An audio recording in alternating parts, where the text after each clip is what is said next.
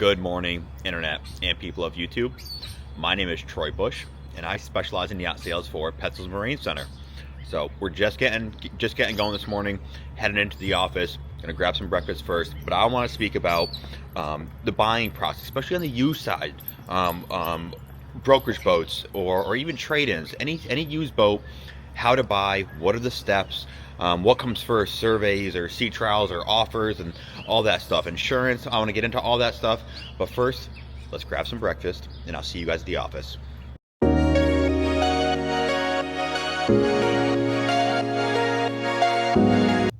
Okay, so quick sidebar. I don't know if you guys remember, which I'm sure you all do, but you watch every video that we put out and you're all very loyal. But Billy, he did a video recently of installing a Starlink, and the holes of the KVH, of the dummy dome, were the exact same size as the bracket for the Starlink. And he made a comment saying that never works out, and he needs to go play the lottery because he's so lucky. So something like that happened to me, kind of. As soon as I hit stop on the last part of this video, a bird pooped on me. So I always knew that as extremely good luck. That could just be making good out of a bad situation. I'm not sure, but put in the comments below what you think. I'm gonna go with, especially because today is a Monday, I'm gonna go with a bird pooping on me is a sign of great things to come. Anyways, we're gonna grab some food. We'll see you in a second. Okay, I want to start off today's video talking about the buying process, especially buying a used boat. I get a lot of questions from customers when they're looking at a used boat and asking kind of what are the steps, what should I be doing, what order do I take them. So I want to break that all down today. Right, so you want to buy a used boat, and I'm just going to give you a quick rundown of kind of the process and the order that everything should go when purchasing a used boat. So number one, you got to find that boat, that right boat for you. And nowadays with the internet, it's really easy to do. You have boats.com, Yacht World, Boat Trader, Yacht R, even Facebook. I'm selling a lot of boats off of. So check out all those main websites and try to find the right boat for you. You can organize it by size, price, year, make, model. All that stuff is pretty simple to do. Once you kind of get your idea on your boat and you find the one that you want, you would contact the selling broker or the owner, or have your buying broker, your buyer's agent, contact the selling broker. And I would contact and say, hey, I have a customer of mine that is interested in your boat.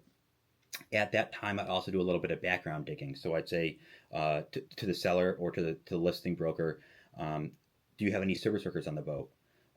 Is the boat kept in freshwater or saltwater? How many owners has it had? So I try to do a little bit of work on my end just to get more history for my buyer. Once you kind of get an idea of the boat and you want to take a peek at it, you schedule a showing. You go down to the boat.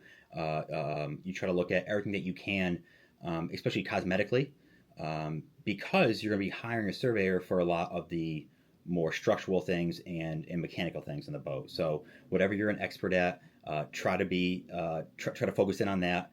Look at condition of seats and decking and the basic things. If you look in the engine room, you see a bunch of oil. That's probably a red flag there. Might want to start asking some questions.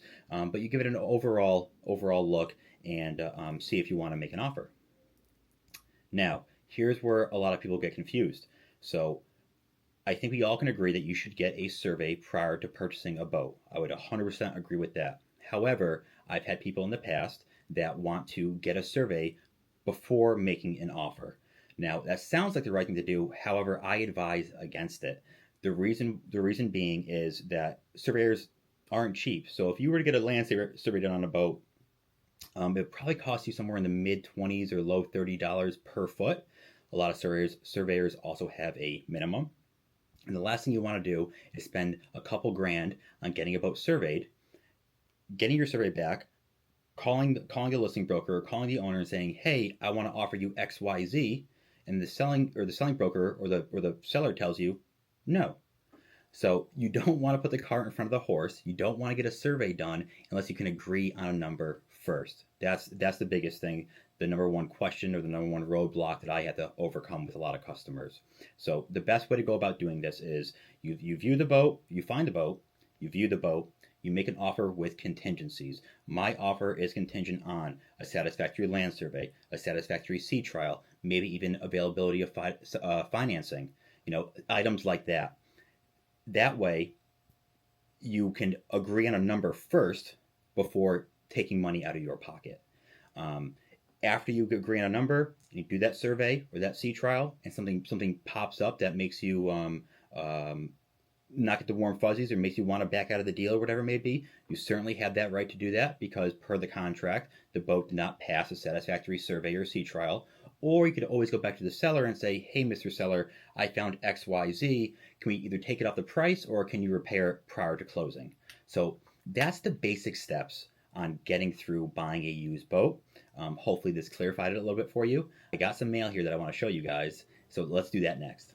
All right, to end off this Monday, I figured I'd do some mail time with you. I ordered some stuff from the Chris Craft website for a customer of mine, myself, and a good friend. I want to share with you what I got. So starting off with this really cool pickleball bag.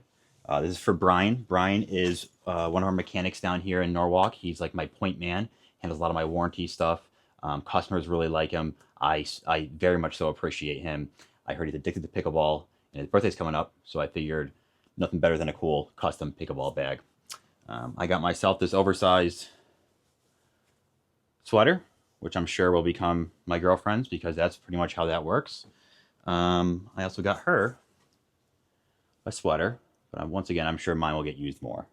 Also, I met a customer at the Norwalk Boat Show who is actually probably leaving Florida today. They were visiting the Chris Craft factory. He purchased a Chris Craft 32-foot Calypso off me at the Norwalk Boat Show.